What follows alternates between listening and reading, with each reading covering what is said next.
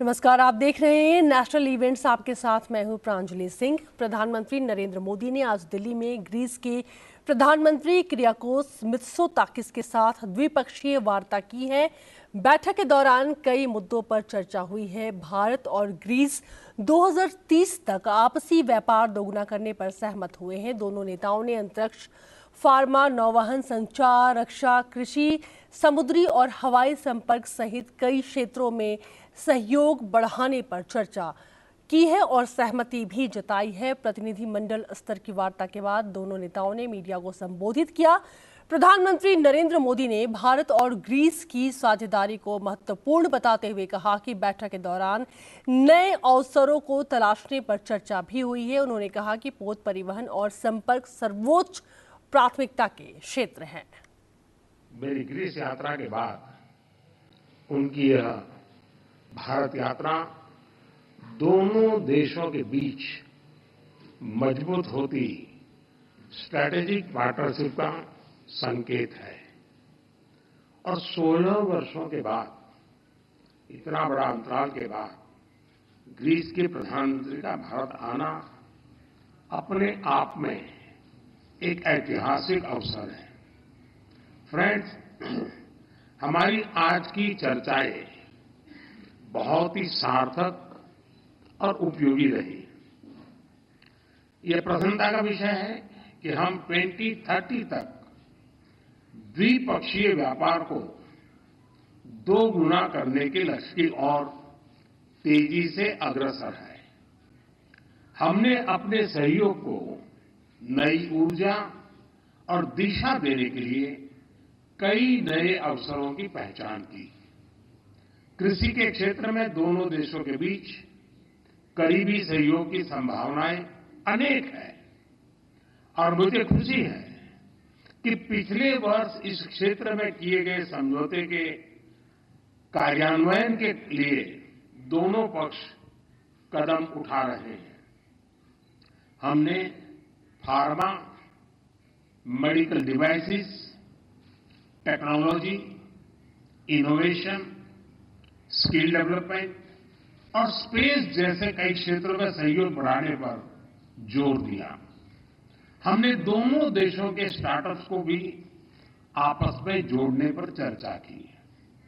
Shipping और connectivity दोनों देशों के लिए उच्च प्राथमिकता के विषय हैं।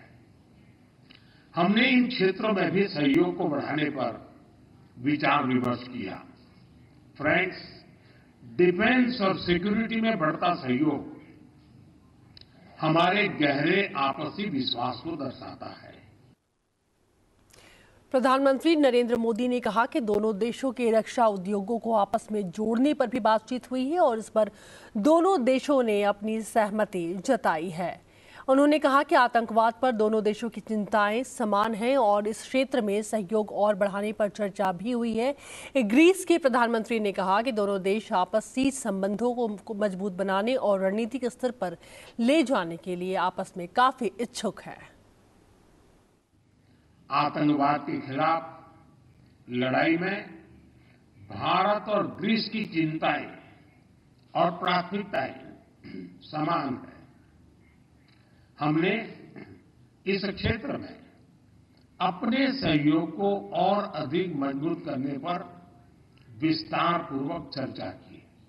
फ्रेंड, 2 प्राचीन और महान सभ्यताओं के रूप में भारत और ग्रीस के बीच गहरे सांस्कृतिक और पीपल टू पीपल संबंधों का लंबा इतिहास है। लगभग 2500 वर्षों से दोनों देशों के लोग व्यापारिक और सांस्कृतिक संबंधों के साथ साथ विचारों का भी आदान प्रदान करते हैं। आज हमने इन संबंधों एक आधुनिक स्वरूप देने के लिए कई नए इनिशिएटिव्स की पहचान की। हमने दोनों देशों के बीच migration and mobility partnership agreement को जल्द से जल्द संपन्न करने पर चर्चा की। इससे हमारे पीपल टू पीपल संबंध और सुदृढ़ होंगे। हमने दोनों देशों के उच्च शिक्षा संस्थानों के बीच सहयोग को बढ़ावा देने पर भी बल दिया। अगले वर्ष भारत और ग्रीस के डिप्लोमेटिक संबंधों की 75वीं वर्षगांठ मनाने के लिए हमने एक एक्शन प्लान बनाने का निर्णय लिया। इससे हम दोनों देशों की साझा धरोहर, science and technology, innovation, sports और अन्य क्षेत्रों में उपलब्धियों को वैश्विक मंच पर दर्शा सकेंगे। India is evident not only in the increase of our bilateral contacts over the past year, but also in the partnerships we have developed. Last year, we signed a memorandum of understanding in crucial areas such as agriculture and defense. And this year we are working, and I'm sure we will finalize very quickly, a very important agreement on migration and mobility. It will constitute a very important step towards strengthening our cooperation in issues such as legal migration, fighting human trafficking, but also offering young Indians. इससे पहले राष्ट्रपति भवन में Greece के प्रधानमंत्री का भव्य स्वागत हुआ। देखा जाए तो सरकार के स्तर पर 15 साल के बाद ग्रीस का कोई बड़ा नेता भारत आया। इससे पहले ग्रीस के प्रधानमंत्री 2008 में भारत आए थे। उन्होंने राजघाट में महात्मा गांधी को श्रद्धा सुमन भी अर्पित किया। ग्रीस के प्रधानमंत्री 9वें रायसीना संवाद में मुख्य अतिथि के वक्ता भी हैं। रायसीना संवाद आज से यानी कि 23 फरवरी तक दिल्ली में चलेगा। ग्रीस के राष्ट्रपति एथेंस रवाना होने से पहले मुंबई भी जाएंगे।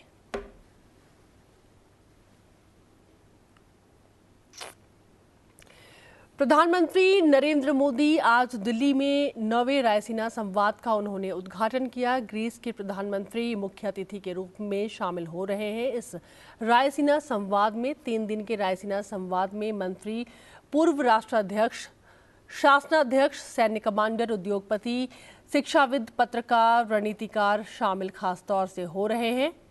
प्रतिभागी देशों के विदेश मंत्री संवाद के लिए दिल्ली भी पहुंच रहे हैं। राष्ट्रपति द्रौपदी मुर्मू अंडमान निकोबार के दौरे पर हैं, जहां आज उन्होंने पोर्ट ब्लेयर में अंडमान और निकोबार द्वीप समूह के पीवीटीजी के सदस्यों के साथ संवाद किया। इससे पहले राष्ट्रपति देश के सबसे दक्षिणी सिरे अंडमान निकोबार में इंदिरा पॉइंट का भी उन्होंने दौरा किया। सेना ने राष्ट्रपति को इसके रणनीतिक महत्व के बारे में जानकारी भी दी।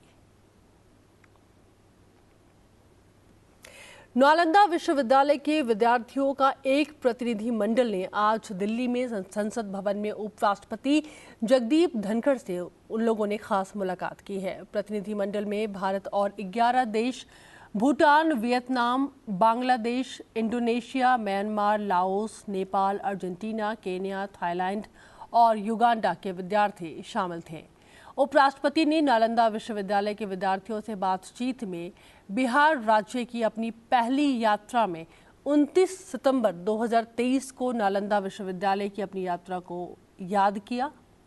उपराष्ट्रपति ने नालंदा के इतिहास और इसके शक्तिशाली ब्रांड पर बातचीत की। विद्यार्थियों को अपनी विरासत को और अधिक ऊंचाइयों पर ले जाने के लिए उन्होंने प्रोत्साहित भी किया। उपराष्ट्रपति ने बातचीत में विद्यार्थियों से शांति, प्रगति और सतत विकास का ट्रस्टी बनने का आग्रह किया। Nepal, Argentina, Kenya, Uganda and Bharat. From gender perspective, the group is well balanced. Nalanda is a reminder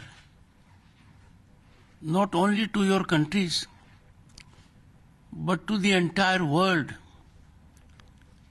that knowledge stands for wisdom, excellence, and exploiting your talent, potential for welfare of humanity.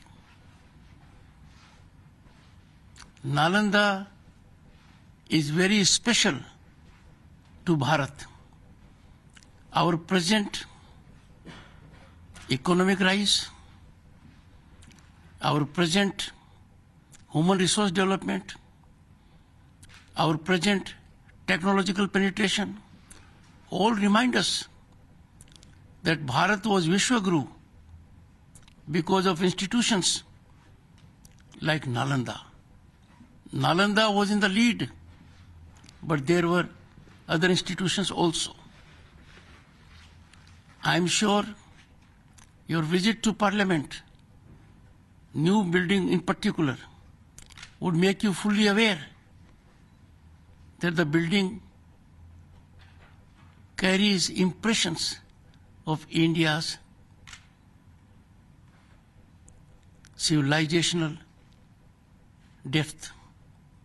You must have seen around, or you will have the occasion to see it. My greetings to all of you. Make most of this opportunity. The world is in need of institutions like Nalanda, because from institutions like Nalanda, what emanates is a desire for peace, a desire for orderly human growth. These institutions are source of enlightenment that war is no solution to a problem.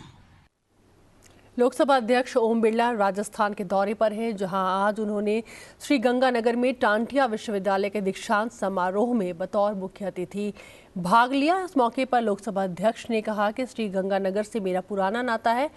विद्यार्थी काल से मैं यहां पर आता रहा हूं। प्रत्येक यात्रा इस धरती और यहां के जीवंत लोगों से मेरा जुड़ा हुआ है। जिंदगी में शिक्षा के बाद अनुभव और जो कुछ भी उन्होंने इस विश्वविद्यालय के कैंपस के बाद पीएचडी डिग्री के रूप में जिस विषय पर भी उन्होंने पीएचडी की है, उस विषय को समझा।